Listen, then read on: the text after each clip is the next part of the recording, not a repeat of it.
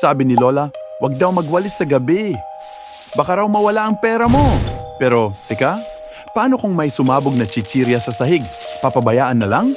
Alam mo ba na sa Pilipinas, ang dami nating pamahiin na sobrang weird pero sinusunod pa rin? Una, bawal magwalis sa gabi. Kasi daw, mawawala ang swerte o pera mo. Pero sabi ng mga psychologist, ito raw ay galing sa panahon na walang ilaw sa gabi, kaya delikado magwalis. Praktikal lang. Pangalawa, bawal maligo kapag bagong opera o bagong panganak. Pero sabi ng science, hindi totoo to.